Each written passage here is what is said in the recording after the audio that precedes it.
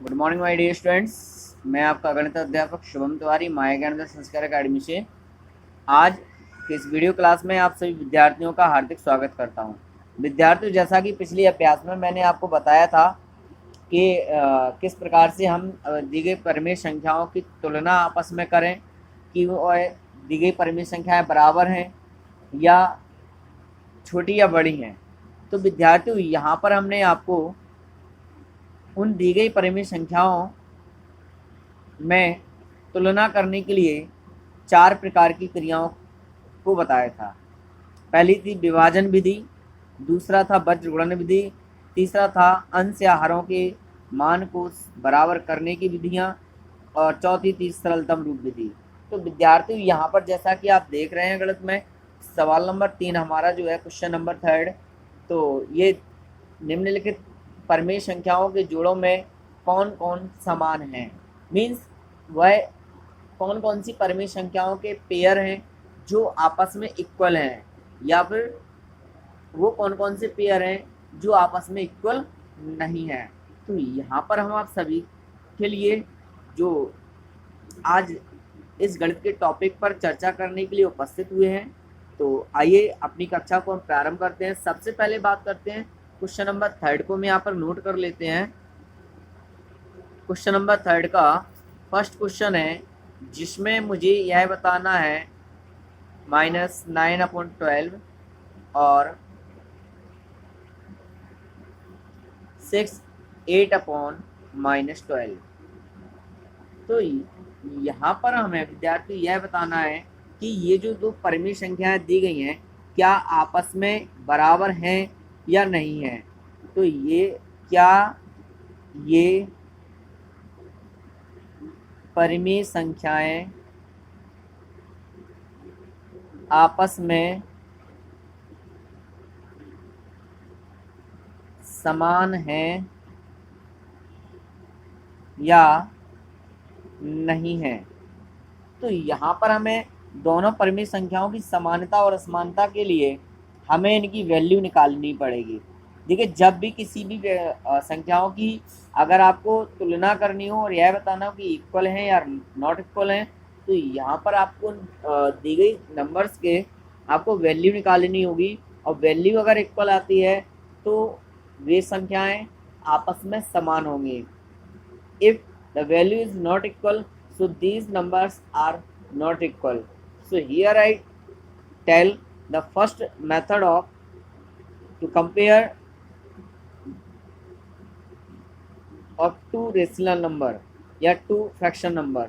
So first upon यहाँ पर question को नोट कर लेंगे -9/12, और दूसरी परिमेय संख्या में लिख लूँगा 8/-12। तो यहाँ पर विद्यार्थियों, यहाँ पर अगर हम देखें तो दोनों संख्याओं के जो हर हैं वह आपस में बराबर हैं। तो ये जो थर्ड मेथड है हमारा अंश या हरों को मान को बराबर करने की विधि। तो देखिए, इसमें हर ऑलरेडी हमें समान दिए गए हैं, तो यहाँ पर हमें ज़्यादा परेशानी नहीं होगी संख्याओं को यह छांटने में कि संख्या बराबर है या नहीं है। तो मैंने आपको क्या बताया था कि जब किसी परिमेय या भिन्न संख्याओं के हर आपस में समान होते हैं तो बड़ी बड़े अंश वाली भिन्न बड़ी और छोटे अंश वाली भिन्न छोटी होती है।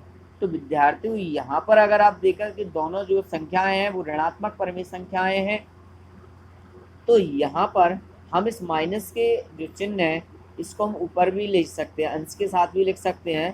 तो ये अंश -8 हो जाएगा और ये -9।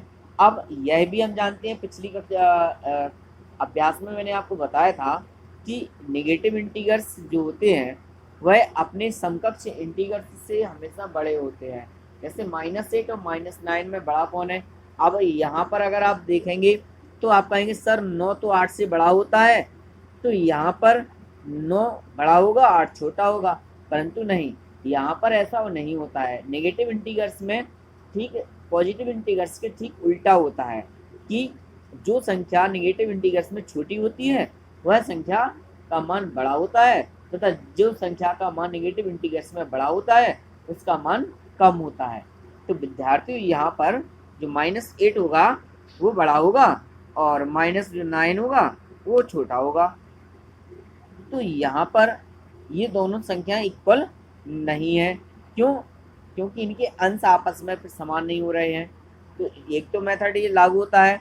तो यहाँ पर हम लिख सकते हैं चूंकि दी गई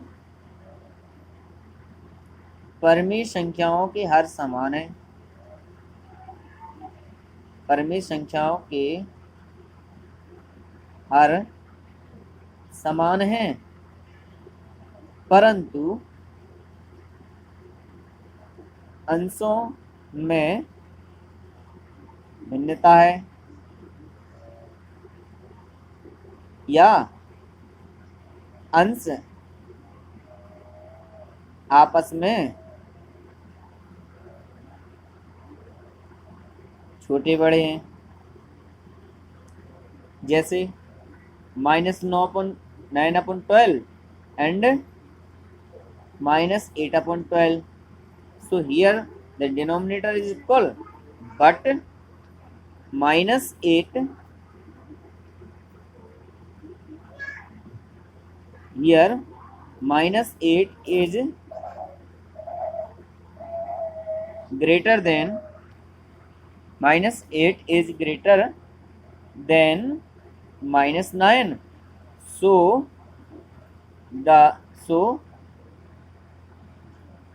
परिमेय संख्या -8/12, परिमेय संख्या -8/12 is greater than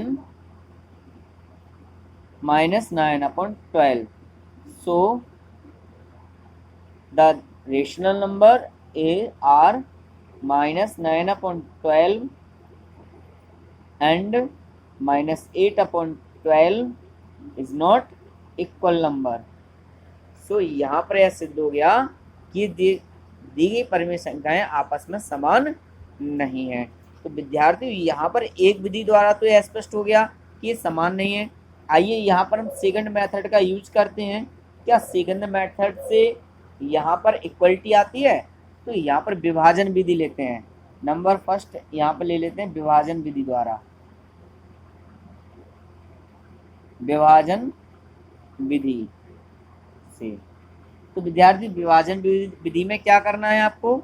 हमने आपको बताया था कि जो परिमेय संख्याएं हैं उन परिमेय संख्याओं में हमें उनके अंश में हर से भाग देना है। तो यहाँ पे लेते हैं पहली परिमेय संख्या। तो पहली परिमेय संख्या -9/12 में 12 का भाग 9 में देने पर। यहाँ पर हम भाग देंगे 12/9। देखिए 12 का भाग 9 में नहीं जाएगा तो पॉइंट लगा के यहाँ 0 बढ़ा लेंगे। 12 का भाग देंगे 90 में तो 72 बरसते 84 7 बार जाएगा और यहाँ पे 6 बचेगा 60 हो जाएगा और 12×5 60। तो यहाँ पर जो आया इसका मान वैल्यू कितनी आई? अर्थात -9/12 इज इक्वल टू -0.75। ठीक है। इसी प्रकार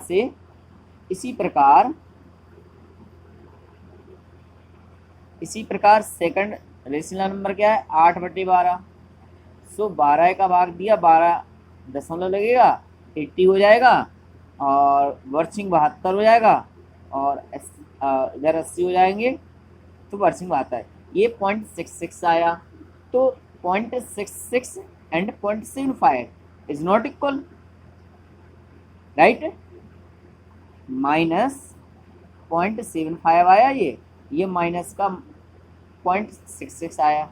तो यहाँ पे लिखेंगे क्योंकि -0.66 is greater than -0.75। -0.66 is greater than minus 0.75. So these numbers are not equal. अर्थात ये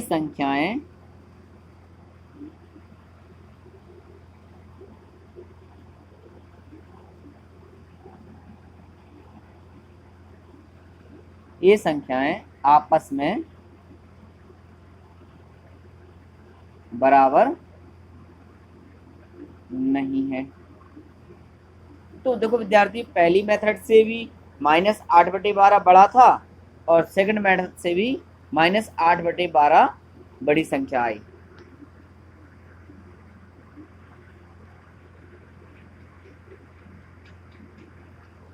तो दोनों मेथड से दो संख्याएं जो कैसी हुई, वो आपस में समान नहीं हुई। तीसरी मेथड है सरलतम रूप वाला। तो सरलतम रूप भी यहाँ पर क्या से -9/12 का, यहाँ पर हम सरलतम रूप विधि से देख लीजिएगा।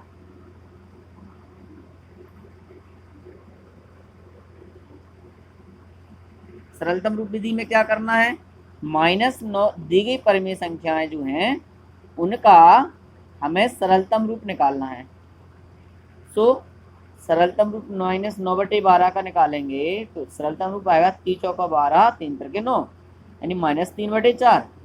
और -8/12 का सरलतम रूप 2 चौको 8, 2 छक्के 12, 2 दूनी 4, 2 तीन 6, अर्थात -2/3।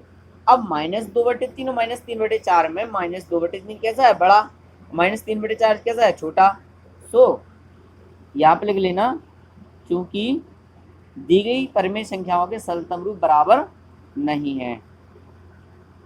दी गई परिमेय संख्याओं के सरलतम रूप बराबर नहीं है, अर्थात ये परिमेय संख्याएं बराबर नहीं होंगी। तो विद्यार्थियों, यहाँ पर मैंने आपको थर्ड क्वेश्चन का पहला समझाया। 3 क्वेश्चन और हैं यहाँ पर। इन 3 क्वेश्चंस को आपको स्वयं हल करना है, किसी भी विधि से आप हल कर सकते हैं। तो कल पुनः इसी समय फिर आपसे मुलाकात करूँगा। तब तक आप सभी के लिए बहुत बहुत शुभकामनाएं। Thank you very much.